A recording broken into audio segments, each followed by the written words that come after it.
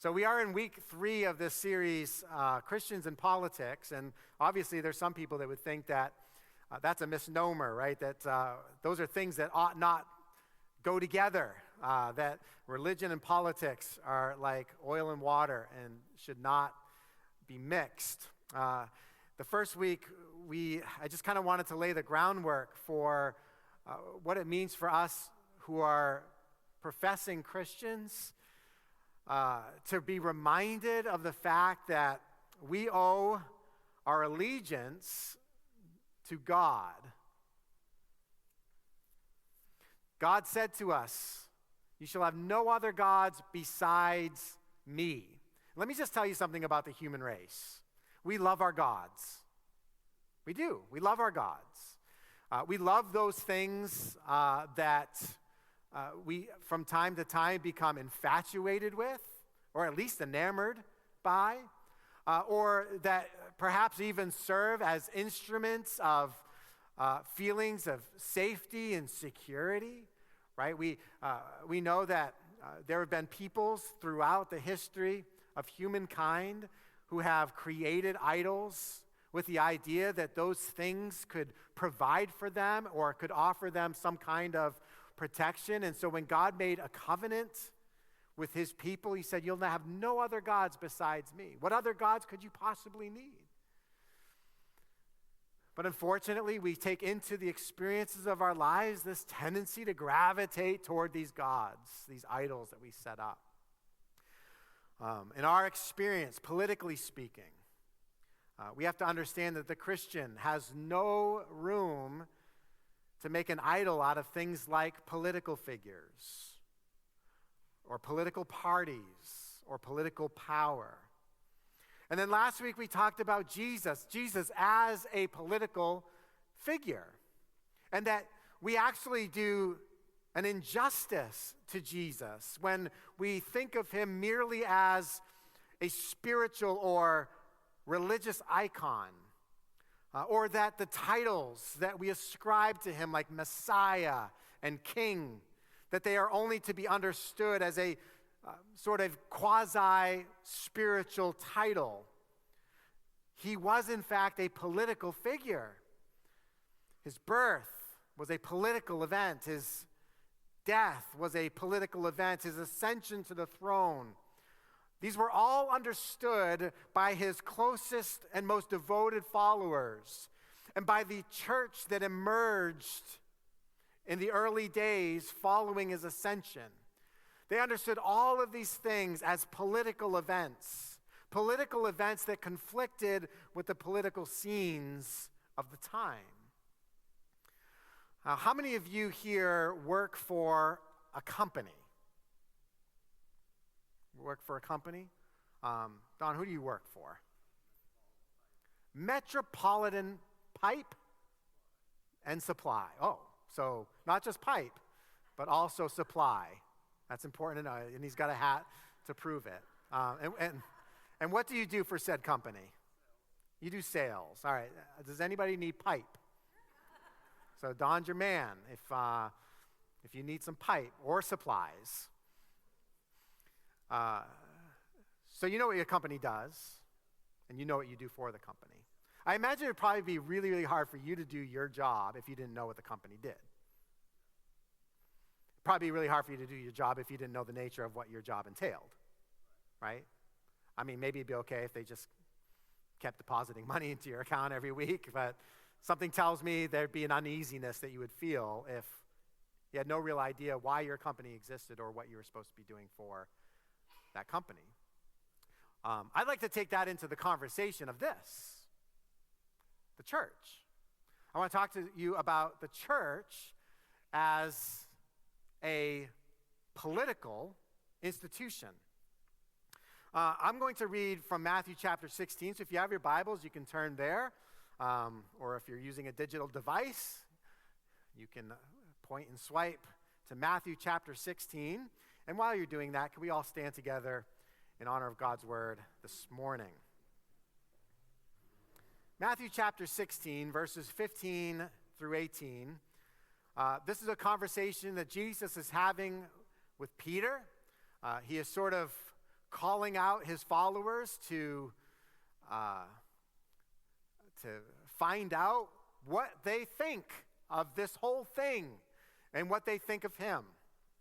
And so he asks them, "But you, who do you say I am?" And Simon Peter answered, "You are the Messiah, the Son of the living God."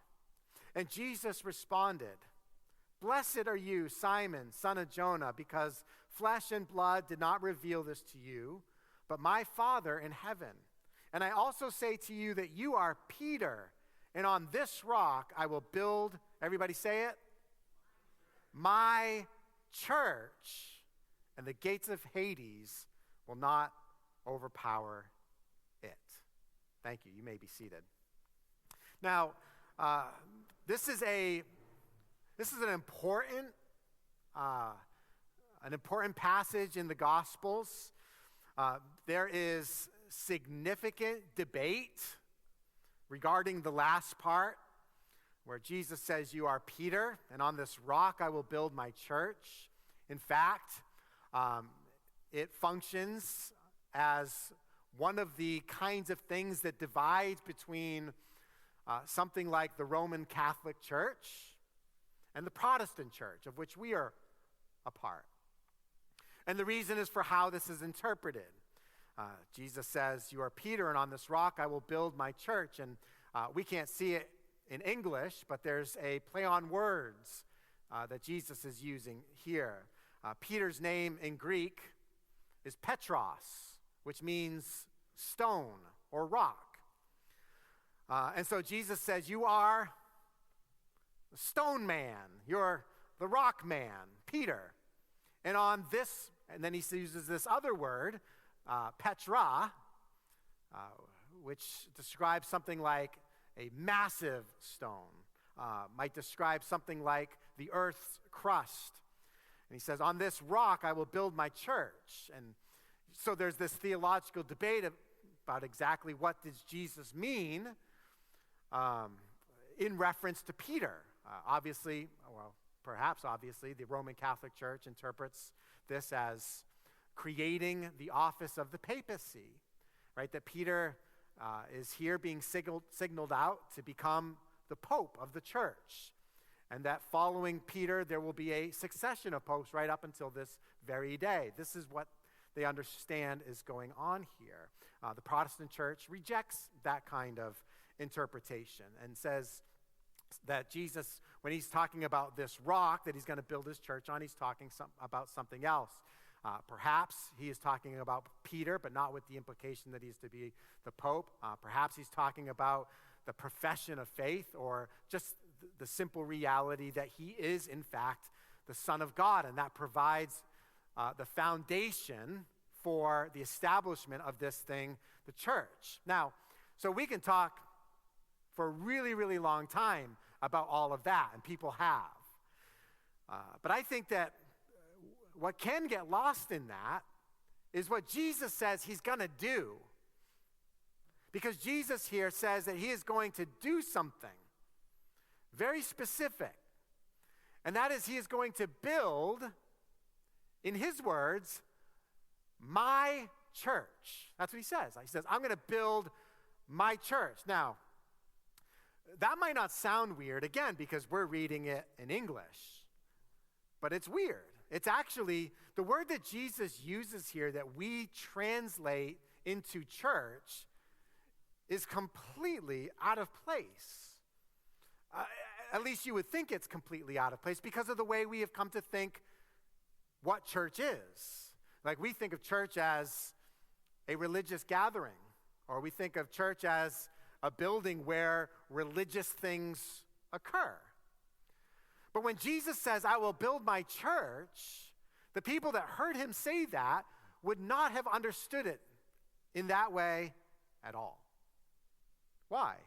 Well, because if Jesus meant to describe something like a regular religious meeting where people sang or chanted songs or listened to a sermon or gave offerings, kind of like what we're doing right now, he would have used some other word.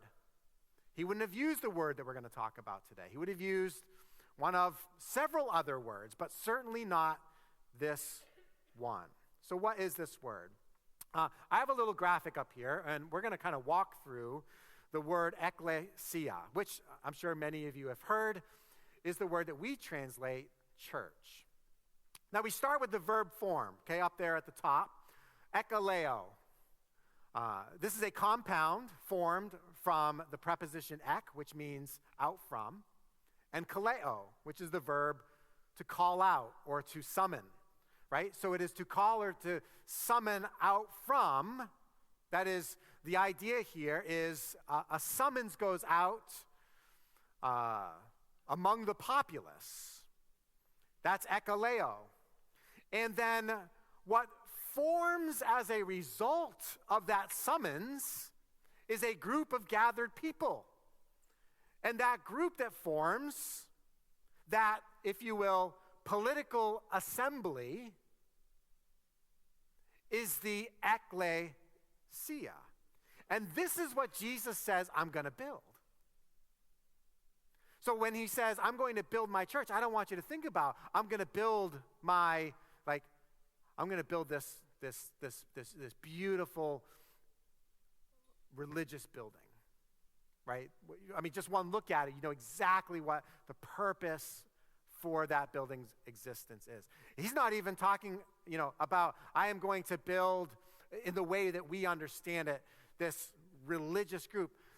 Jesus is using an extremely overt and on purpose political term to describe what he's going to do.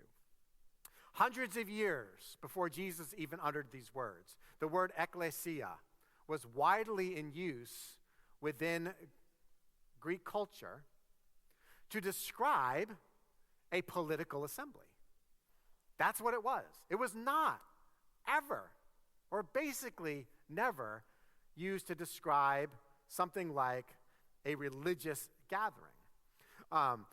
We have an instance of an ecclesia that met in Athens 30 to 40 times a year, and also for emergency or urgent situations.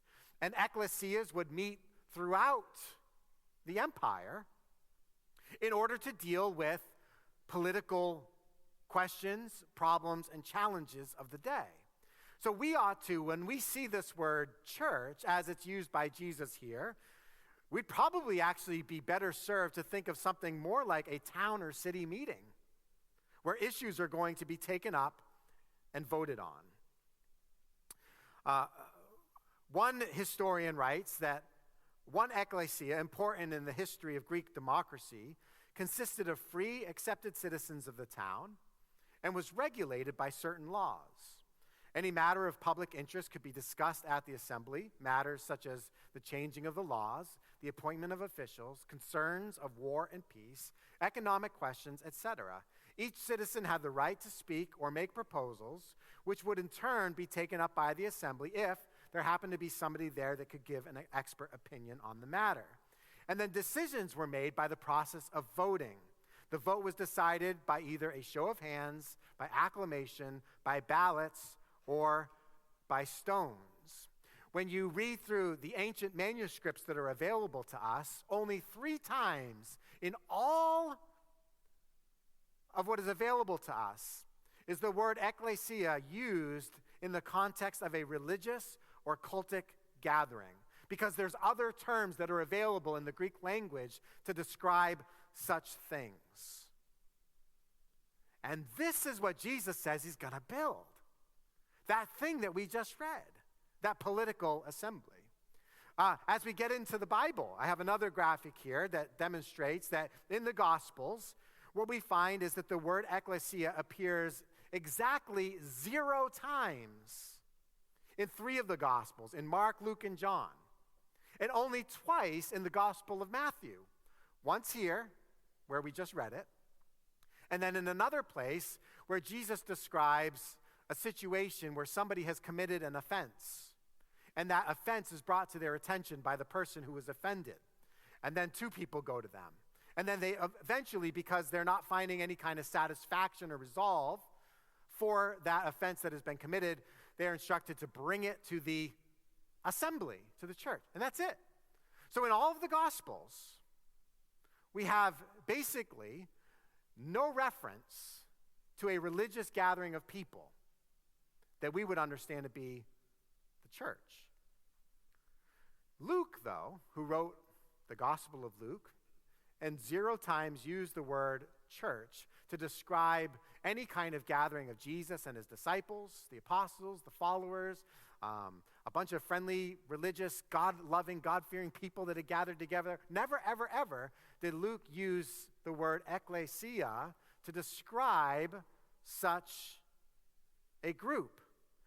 But then in his sequel, the book of Acts, which he also wrote, which describes the birth, the emergence, and the early days of the church, he uses it again and again and again. The church, the ecclesia, is defined by geography and proximity. You find this especially in the writings of Paul. In Paul's letters, Paul talks and refers very, very often to this ecclesia. And so Paul might describe a situation where there is an ecclesia in Corinth. And a person can be drawn into it and belong to that political assembly, that thing that is formed. At the same time, that person maintains their social identity. That is, while a member of the ecclesia, they can also be a Corinthian. Or they can also be a Jew or a Roman citizen or even a slave. Today, there can be a church, an ecclesia in Sanford. And a person can be drawn into it and belong to it. And at the same time, that person perhaps maintains an identity that is different and distinct from that of belonging to the ecclesia. Like we might describe ourselves as Mainers or Americans or something like that. And so what we find is that there is this kind of dual citizenship that has to be navigated. That is, when you come into and join and participate in the life of an ecclesia, you bring yourself into that. You bring your identity into that thing. And now there's a question of, well, how do I navigate what it means for me to be both this thing or these things that I am, an American, a husband, a father. I'm the pastor of a church, so I guess maybe there's an easy segue there. Maybe that's different for you, right? But all these various ways in which we identify ourselves and see ourselves as citizens of this world, I am now also a citizen or member of this ecclesia, this thing that has some kind of political significance, some kind of political weight to it. How do I navigate those various identities? Well, it seems to me we make one of 3 errors. The first is we see faith as a wholly private and individual matter. For such a person, the church, the ecclesia, has no real political bearing on their public lives. But instead, they will come to church as something more like a consumer, as a person that is participating in the consumption of whatever the church happens to be offering. Maybe they like the experience of a Sunday morning worship service that a particular church provides, or they like the ministries to children and families that it's involved in, or some other kind of aspect of the church that draws a person in and has them wanting to participate, at least at the level of consuming whatever the church is providing, rather than seeing themselves as a contributor to that ecclesia. In such a case, our neighbors, like if I am that kind of person, then there's a really good chance that my neighbors are never touched by the kingdom of Jesus, because I'm not bringing the kingdom with me wherever I go. I have so privatized and so individualized my faith. I see my faith as something that exists between me and God. It's a private matter that has really no significance to any of you. But that is, unfortunately, an error that we make. A second error that we make is we remove ourselves from public life, where our expression of political life remains only within the sphere of the church. There are those that come to embrace the politic of the church,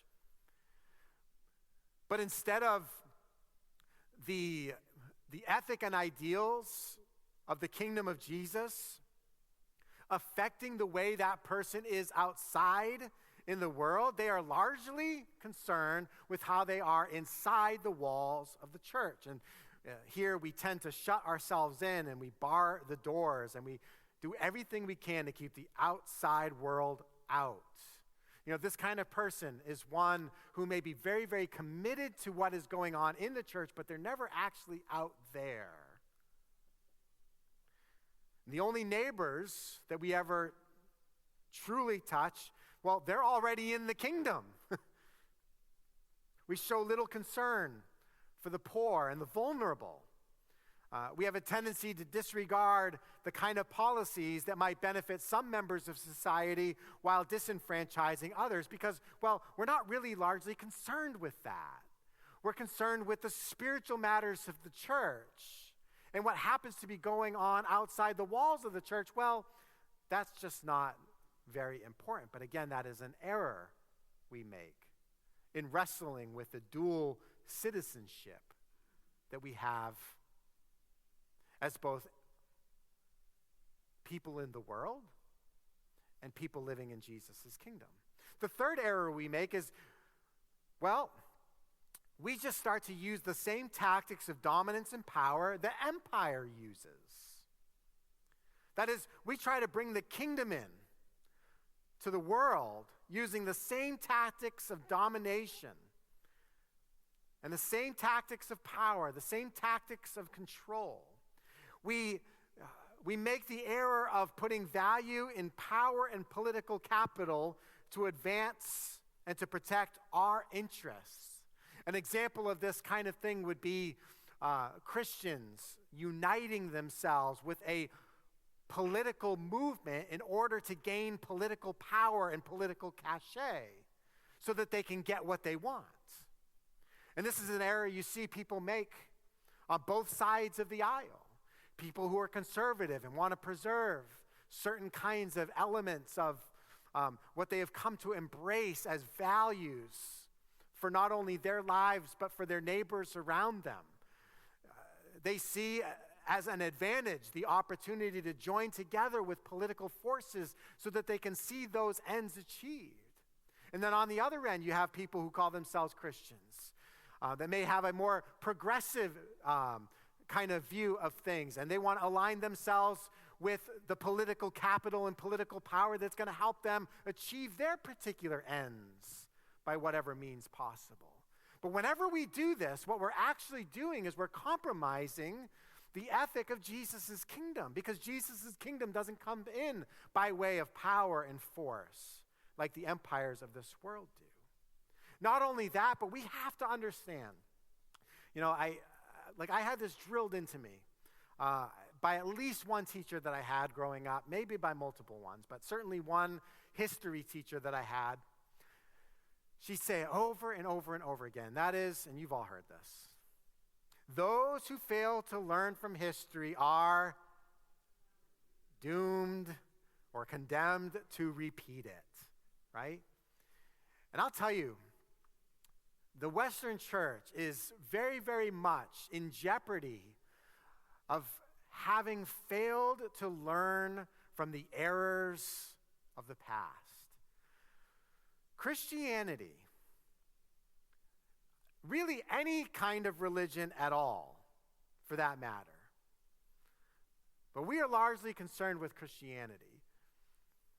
And I have to tell you that Christianity is not immune to being corrupted by power.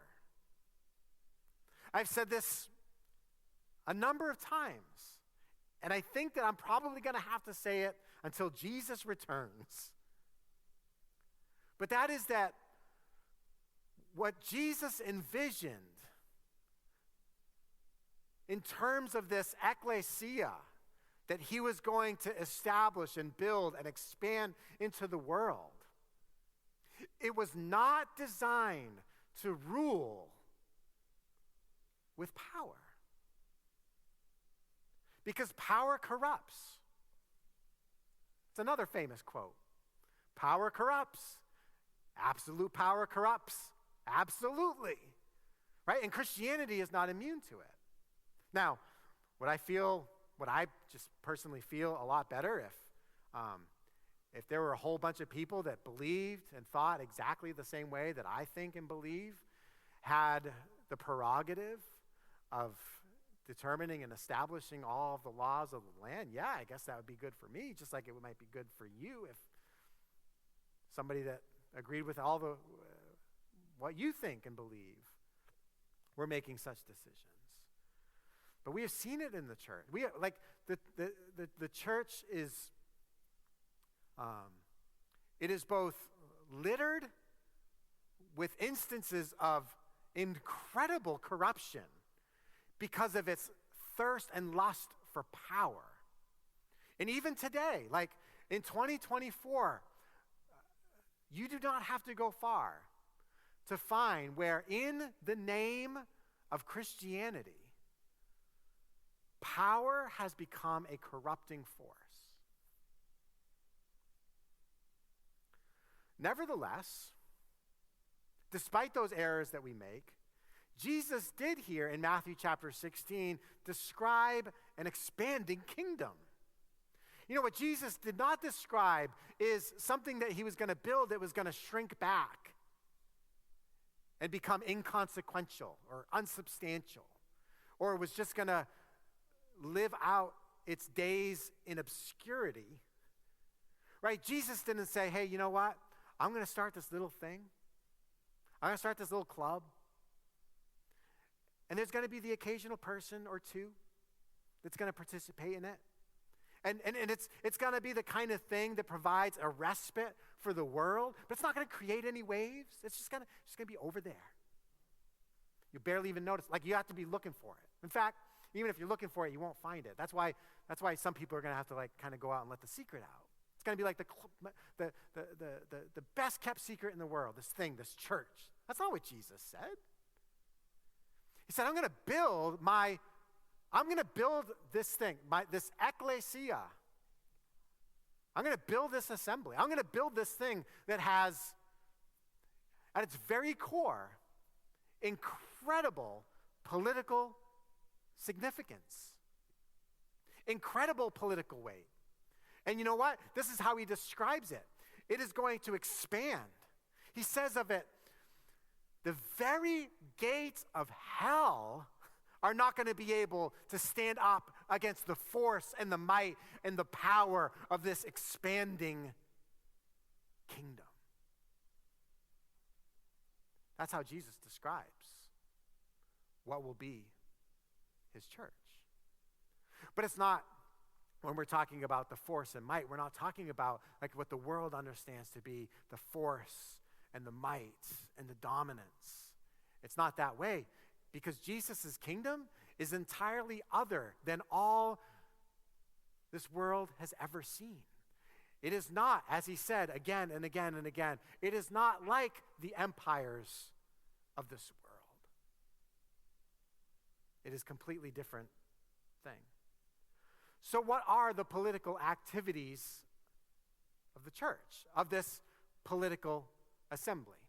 If when Jesus describes the ecclesia, he does not, again, primarily have in mind a bunch of people that come in a room on a Sunday morning and sing some songs and preach a sermon and give an offering, but that while they're going to do that, and all of those things are important, they're going to have real significance in the world. Acts chapter 2, I want to read, Acts chapter 2 kind of records for us what we might describe as the birth of the church, right? The church coming into being. And so there's this huge gathering, thousands of people. And Peter kind of comes to the front of the whole thing and preaches a sermon, for lack of a better way to describe it. And at the end of the chapter, it says, so those who accepted his message, what? You know what his message was? His message was a proclamation that Jesus is the Messiah, that Jesus is King. That's what it was. So those who accepted his message were baptized, and that day about 3,000 people were added to them. They devoted themselves to the apostles' teaching, to the fellowship, to the breaking of bread, and to prayer. So here we are told they are baptized, 3,000 of them. Can you imagine? Next August, Curtis Lake, baptism at the lake. There's 3,000 people getting baptized. Like that's what they baptized, 3,000 people into the church.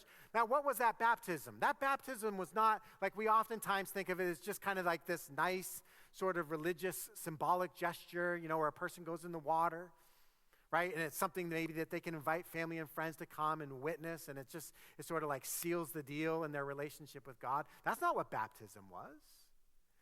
Baptism was an oath of allegiance. It was something that might be like when a foreigner becomes nationalized and takes an oath of citizenship. This was a declaration of allegiance to a new king. That's what baptism was. And it says of them that they devoted themselves to these activities of the church. They devoted themselves. That is, they weren't coerced, they weren't pressured, they weren't forced to do any of these things. It goes on to say, everyone was filled with awe, and many wonders and signs were being performed through the apostles. Now all the believers were together and held all things in common. They sold their possessions and property and distributed the proceeds to all as any had need. Every day they devoted themselves to meeting together in the temple and broke bread from house to house. They ate their food with joyful and sincere hearts, praising God and enjoying the favor of all the people.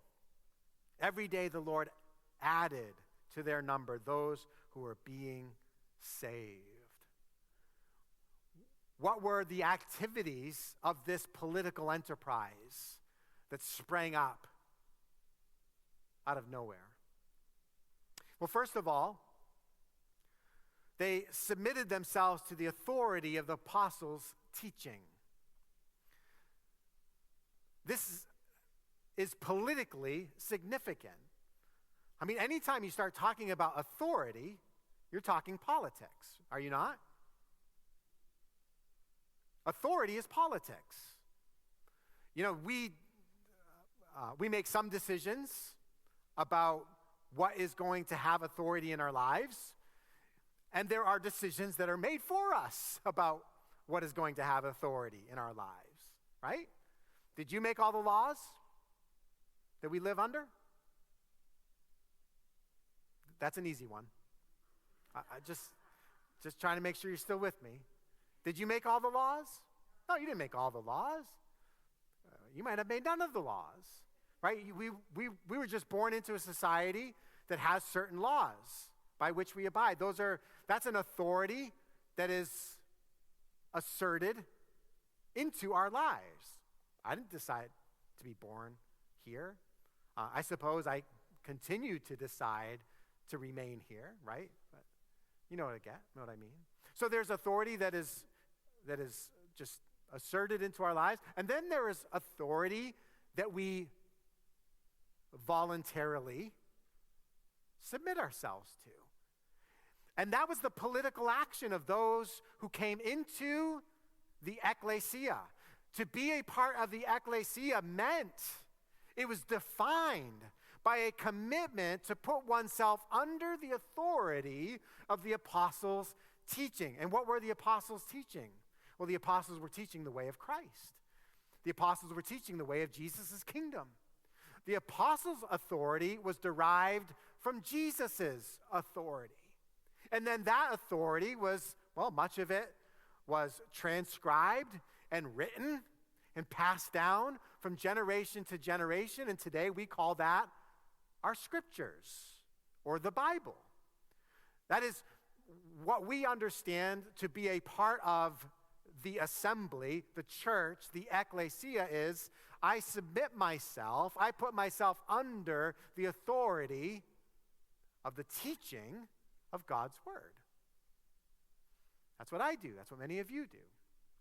The second thing they did as a political activity was they gathered together. They gathered together regularly. The idea that they would go to a church service on Easter and Christmas Eve, that would have blown their minds. That wouldn't have made any sense whatsoever. They gathered frequently. In fact, moment of honesty, anybody? It's hard to come to church every Sunday, right? Come on. Who would agree? Every Sunday, like 52, 53, in a bad year. Right? It's hard. Is there not stuff that kind of gets in the way? You pay me to do this. So people are like, wait, what? We pay him to do this? Yeah, so 52, 53 weeks, that's hard to do. They met daily, as this thing was just kind of getting off the ground, they gathered together. Can you imagine us being in each other's business for more than an hour a week? Right? Like, isn't this enough? Some of you are like, you're superpower Christians, right? You're in a small group, or you're an even more super powerful Christian. You come in, you make dinner with me on Wednesday night. That's just a plug.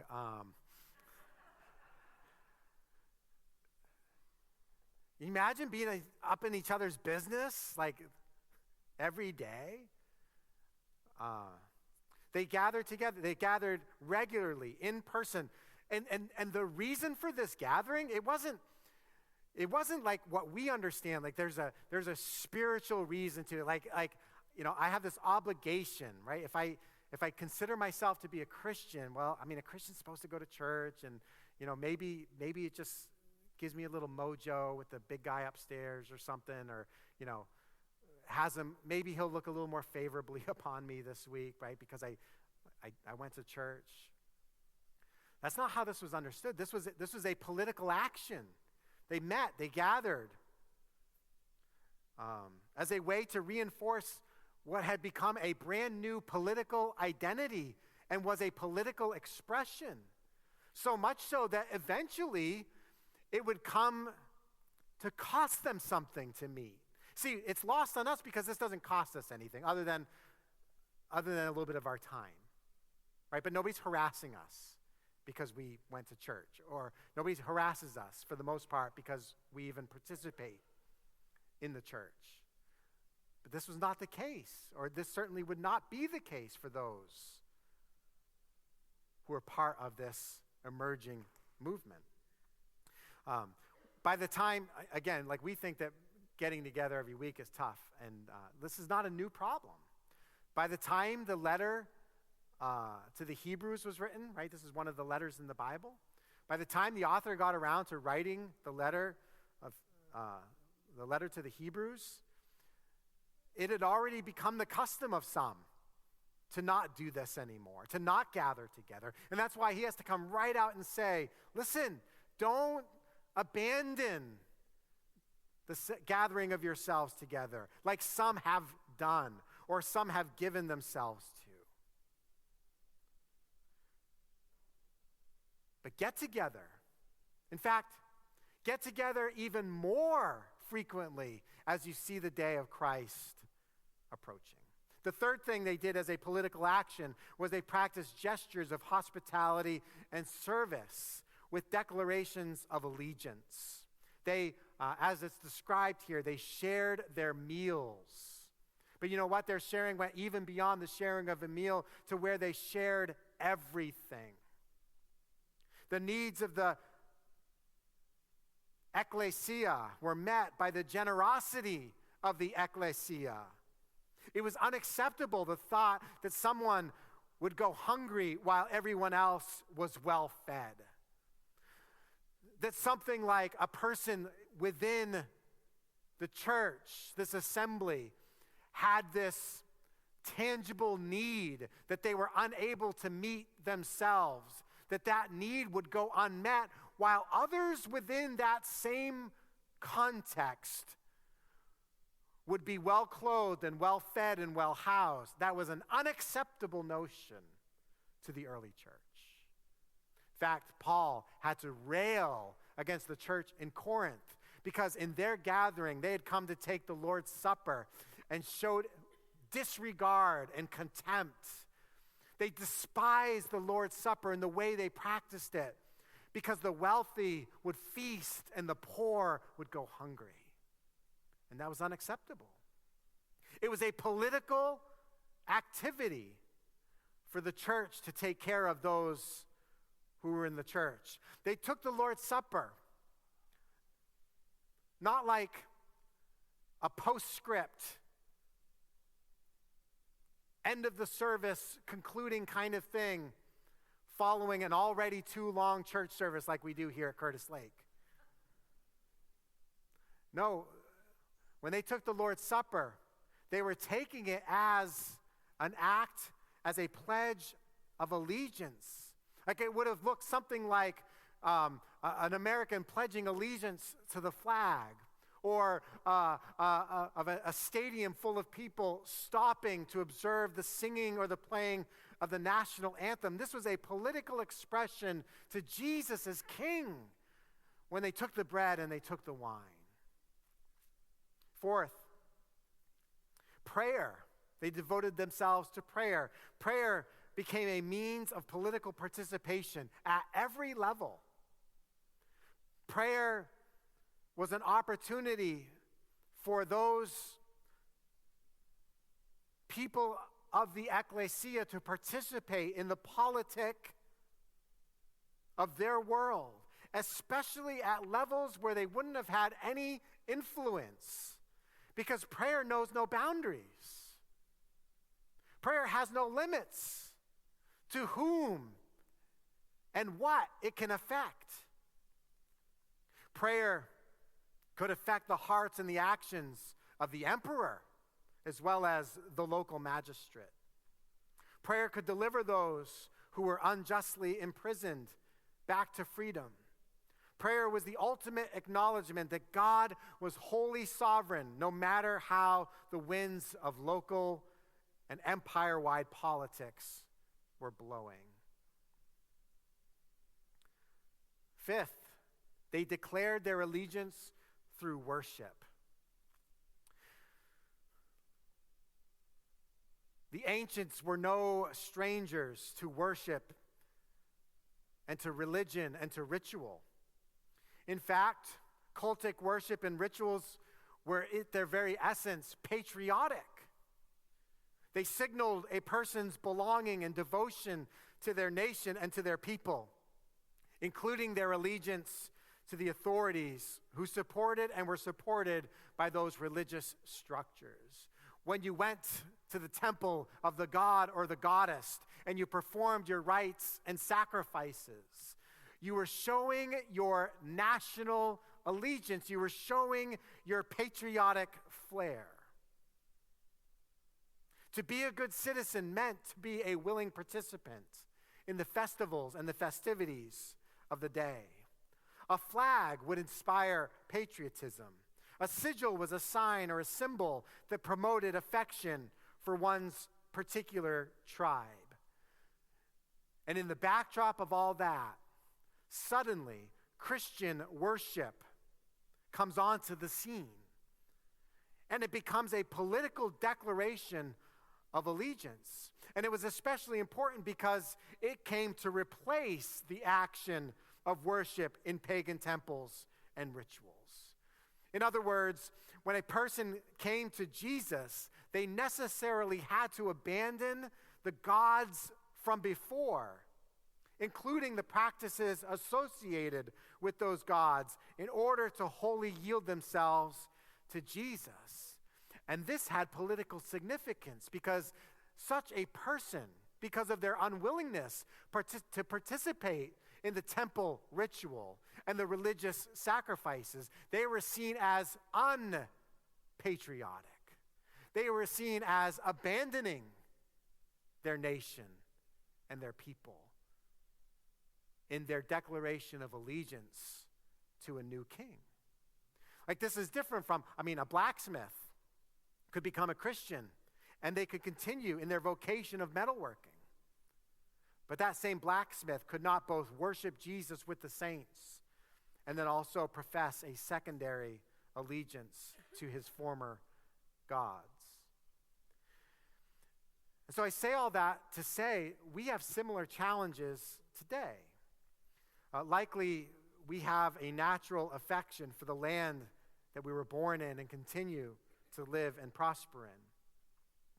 I was thinking, I lived for 15 years in Nashua, New Hampshire. That's where I was born. I lived there until I was 15 years old. And so now I have been away from Nashua for 33 years. Nashua as a city looks nothing like it did. My grown children, they have no roots there. They probably couldn't even point out where it is on a map. I couldn't tell you how I would contact any one of the literally hundreds of kids that I went to school with, including those who were like best friends to me growing up. I'll likely never live there again. But whenever I'm driving through or nearby, and I see that sign that says City Line, Nashua,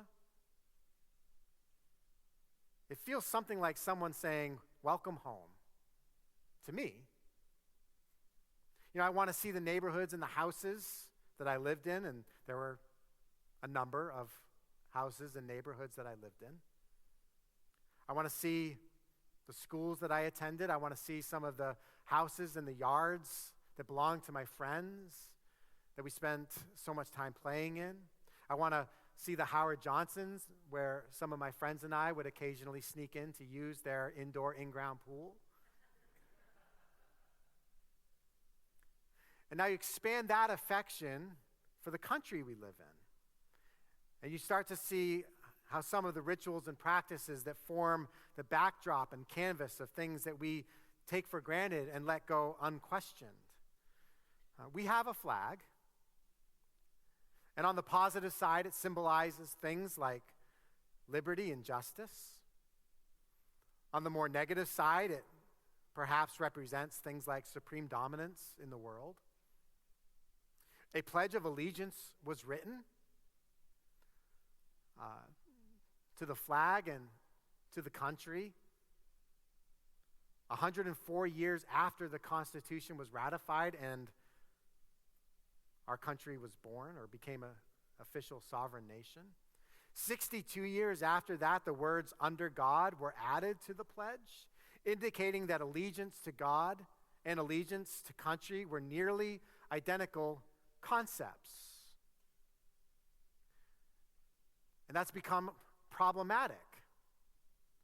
We have our sigils too, the majestic eagle, the Liberty Bell, and the Statue of Liberty. All of these things that are not bad, evil in and of themselves. In fact, they might inspire certain things inside of us that are good. But unfortunately, I think too many Christians have confused the categories of love and allegiance for country and allegiance to Jesus. Jesus, who has no country, and he is bound by no form of earthly government.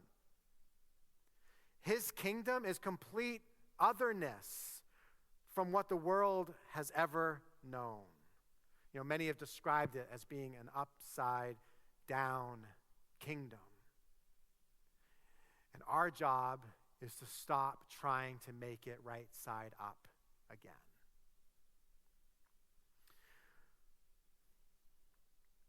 Next week, we're going to get more into how, and this is the final thing that Luke describes with reference to the church. He said, each day the Lord added to their number, in some manuscripts it says to the church, as many as were being saved. And by that he means the ecclesia expanded. It did exactly what Jesus said it was going to do.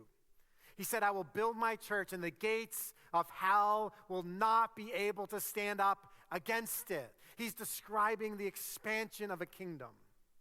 How exactly does that happen?